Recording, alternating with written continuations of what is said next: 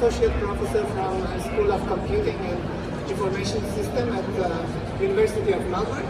And today with my colleague and my friend Amir Chima, who is an associate professor in Monash University, we are going to present some of our research projects that we are doing together in terms of battery on wheels. I'm going to talk about it. Imagine that you are driving home and it's a stormy night. You see that there is a large blackout in your neighborhood, and then instead of looking for flashlights and candles, you can just plug your EV to the charger and you can have electricity at your home. How grateful is that? Okay, so if you are comparing EVs battery to the traditional home batteries, for example, something like a Tesla Model 3 to Tesla Powerwall, you see that the capacity of the EV batteries are quite huge, 60 to 82 kilowatt hours compared to something like 13.5 kilowatt hours. So typical EVs have enough capacity to meet your energy needs for a couple of days. So if you have a fully charged battery in your car, you can run your home for 2-3 days. And it is interesting to know that a typical car is parked over 80 to 95% of the time, and you can just keep it plugged and use it for your maybe running your home electricity or having it as a backup for your storage and things like that. So Amir and I, we are working in a series of projects. We call it battery on wheels, under an umbrella term of battery on wheels. And the idea is that we are working on bidirectional charging, something like V2G, that you can provide the electricity back to the grid, V2 home, V2 premises, and things like that. And we call it V2X overall. So there are lots of benefits for V2G. For example, one of the good use cases is the grid support. So you can have your car as a virtual power plant. So you can keep it connected, and if there is a peak in the energy demand in the electricity grid can send you a signal, and this is a program, we call it demand response, and then your car can contribute to the powering systems of the grid. You can use your EV as a backup during outage and emergencies. You can use it for frequency regulation in the grid. This will contribute a lot into the reduction of greenhouse gas emissions. So if you have a rooftop solars, for example, at your home, you can charge during the time that you have a lot of productions, and then you can discharge it to grid when there is a demand. This has a lot of cost savings for owners and grid as well. But this is not as easy as I'm talking about. There are lots of challenges, technical challenges. Battery degradation is the first one. So as you know, the life of the battery depends on the number of cycles you're charging the battery. And when you are doing, you're part of the V2G program, you are doing a lot of discharging and charging, and your life of battery will be reduced. Standardization is another challenge. We need a lot of standardization for having cars that they have bidirectional charging, for the chargers that they are supporting, for the grid, and so many other things. We need energy management and control system for this purpose. There are lots of economic considerations you have to take into account.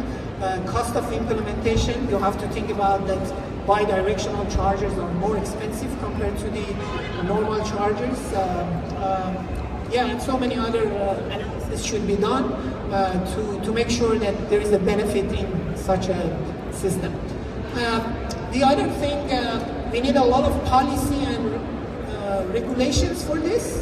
So when we are thinking about having V2G, governments and others, they should have support for that. They have to make a policy for this, and we need to develop business models for these kinds of things. And finally, and most important one, the social and behavior challenges. So as an EV owner, you should change your mind about having something like this. Where to charge, where to discharge, when, how much. You have to think about these kinds of things, and you have to accept that you are sharing your car with a larger system that manages these cars, maybe remotely with some signals and things like that. To just tell you a few things before I'm passing the presentation to my colleague. There are only a few cars in the market at the moment that they are supporting V2G. The first one was the Nissan Leaf. Tesla is also supporting V2G to some extent, but we are far from having all the cars supporting this.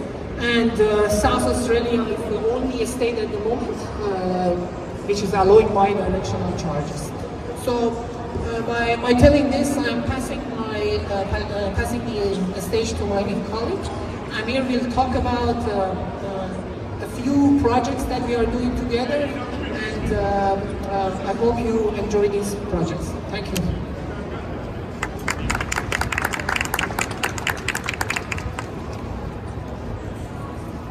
Thank you very much, Adil, for giving the background and the challenges that we have in the bidirectional charging. I will give you some flavor of the research that we are doing at Monash University and at the University of Melbourne in this area. I have an EV at home, and if someone comes to me and says, this is a bidirectional charger, will you use this? Will you buy and sell electricity to gain these benefits such as supporting the grid, reducing the emissions, reducing the cost? What will be my answer? Well, I will say yes, but on two conditions. Number one, I don't want to wake up, get ready for work, go in the car, only to realize that it has sold all its power to the grid overnight. I want the guarantee that my car is available for my traveling needs whenever I need it. That's number one. And number two is, I don't want to be involved in day-to-day decision making. Or this is a good time to buy energy, press the charging button. Or this is a good time to sell the energy, press the discharging button. I don't want to be involved in this. I want the algorithms to be automated and do this for me. Of course, it needs to learn my preferences. It needs to respect my own preferences, whether I want to reduce the emissions, I want to reduce the cost, support the grid, or a combination of these. But it needs to do this automatically while ensuring that my traveling needs are met by the car. Okay? And our research is trying to do exactly the same. We want to design automated algorithms that respect your preferences and design personalized charging and discharging algorithms to achieve these benefits. So there are three main themes in our research, which is learn, predict, and optimize. We use real-time and historical data based on the traveling patterns of the EV owners, energy prices, emission data, solar energy generation, and other kind of data that is available to you. We learn this and we predict the future traveling needs and the energy needs, energy prices of the EV owner. We use this information and then we optimize and come up with smart EV travel, energy, and management algorithms to achieve these three key benefits: reduce the emissions, reduce the cost, support the grid, and often a combination of all three. And we are doing this for different types of EVs, like individual EV owners or a fleet, EV fleet, or maybe bigger EVs like public transport buses. So the goal is to do this for a different class of EVs, and here the keyword is with or without V2G. Maybe your car does not have V2G capability, or you do not want to use V2G, right? What do we do in that case? So we are designing the algorithms such that even if you don't want to use V2G, or even if your car does not have V2G capability, we can still achieve these benefits, for example, lowering your cost or emissions. And the way to do this is to decide when to charge. For example, when the prices are lower, you charge. When the prices are high, your algorithms do not charge the car. So you can still achieve these benefits even if you don't have V2G or you do not want to use V2G. The only thing is if you have V2G and you want to use this, the cost, the benefits might be higher. All right, now we'll talk about some of the projects that we have been working on. So this first project is for private EV owners. So let's say you have an EV, you have solar panels in your home, you are connected to the grid with bidirectional charging capability. So we have algorithms that you use real world data sets to learn the travel patterns of the EV owner, how much energy is being used in the home throughout the day, how much solar energy is being produced at different times of the day, what are the energy prices, emission intensity, how clean is the energy in the grid, and so on. So here I am talking about energy prices. Most of us these days have fixed energy prices throughout the day. So you'll already know what is going to be the price during off-peak and on-peak. But many of the companies, they're already offering dynamic pricing. The prices change every 5 minutes.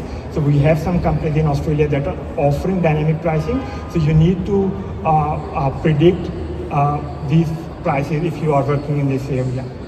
Now, based on these learning and prediction, then we design algorithms that can minimize the cost for you, or the emission, or a combination. So the plan was to show this demo, which is available at this link, but we do not have internet capability on the venue, but you can visit this link to see a demo. So this work is done by our amazing PhD student, Insan. Insan, do you want to say hello to everyone? Yeah. So in this demo, I will just talk through, basically we use real world data set to see how much benefits we can gain if you are using your EV for bidirectional charging. So we use the data in June 2024 and we showed that in a month you can roughly earn profit, you can reduce your cost by $275 in a month, and looking at emission you can reduce it by 160 kilogram of CO2 emission, which is the same amount of emission that you get when you burn around 60 kilogram of coal. So that's a lot. So this is our second project that I want to talk about. It's similar, you have individual EV, but the EV is being used for business purposes. Think about a taxi driver or a person doing the deliveries. Now they have different needs. They have to drive probably much more than normal EV users, but they still want to optimize using V2G. You can still earn money if you are buying at a cheaper price and selling at a higher price, for example. And this work is being done by another of our amazing student, Goldie, who's here. Goldie, you want to say hello? She is busy recording us. So in this work, we conducted experiments and we find that under the default settings, if you are using bidirectional charging, you can increase your profit by up to 20%. Of course, it can go higher or lower depending on the energy pricing model and how you are using your vehicle. This is another project that we have been working on. It is for EV fleets. Imagine you are a company who have EV fleet for, let's say, deliveries or a logistic company. Okay. Again, the problem is how do you smartly charge and discharge your fleet to achieve your goals? The goals could be, again, reducing your carbon footprint, reducing your cost, or supporting the grid. Babe, who is another of our excellent PhD student, is working on this. I don't think he's here. Right now he's conducting experiments to see how much benefits we can gain for this project. These are some of the works that we are starting to work on. We have not started on that yet, but we are talking to some industry partners. Think about the bigger EV fleets, like public transport buses. They have much bigger batteries, but they also consume much more energy. In the case of public transport buses, they have more predictable travel patterns, but they need to travel a lot. Right? So we have one potential industry partner who have a few EV buses already running on certain routes. But the challenge here is how do you make sure they have enough charge? What time is the best for charging them, and so on and so forth. Also spoke to Fire Rescue Victoria. They have their first EV truck that came into Australia a few months ago, and their plan is to in future convert all their fire trucks to electric trucks. Of course, they have very different needs. For them, the pricing or emissions may be important, but that's not the key goal. They want to ensure that their trucks have enough charge always, and they can respond to emergencies quickly and efficiently. So all these kind of different scenarios, they have different preferences, and our goal as computer science researcher is to enable them meeting their goals. This is another project that we are starting. So think about, I've talked about individual owners or the EV fleets which are owned by a single entity. Now think about a group of EVs parked at a shopping center or at an airport. They are independent EVs, but they are parked there for a few hours to a few days. You can use their batteries to achieve goals such as reducing the emission or running the premise. So you may be able to achieve net zero premises because you have a large number of EVs parked there. Using their batteries, you might be able to achieve those goals. We are also thinking about some futuristic work such as self-driving cars. So this is really interesting because you don't need to be necessarily in the car if you want to do charging and discharging. So think about a future where you have fully autonomous cars where you don't have to be inside the vehicle. Maybe you are sleeping, it finds a location where there's a demand for buying at a high price. It can go there, discharge it, go to another place, buy at a cheaper price, and maybe do even Uber for you. So this is some futuristic direction that we are also going to explore in near future. So enough for me. I will invite Adil back to take you to the rest of the presentation.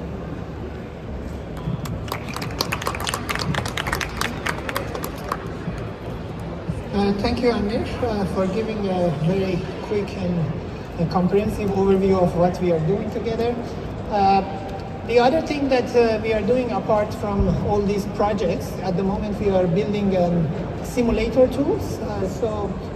These simulation tools allows you to run a large-scale simulations of the scenarios that we are discussing here. For example, you can have lots of EVs on the map. You can have charging stations. Then these cars can travel on the road, go to the chargers, they charge for a while, status of the batteries changing. So these kinds of scenarios for large scale urban planning or for experiments like what we are doing in our research is important. So we started developing this open source tool. So we call it EV Smart Sim. It is at the early stage, we are working on it, but if you have a company or you are interested to help us, we are more than welcome to have people helping us developing this tool and make it better and better. Apart from all of these activities, we are looking for funding opportunities and having funding for conducting our research. There is an opportunity with the Australian government, Australian Renewable Energy Agency. If you have a company that it might be interested in these kinds of activities that we are doing, please come and talk to us. And we are looking for industry partners to submit applications for supporting uptake of BEV through innovation in management of charging. By saying that, I'm wrapping up our presentation. Please contact us if you are interested, and we can have a few questions right now. Thank you so much.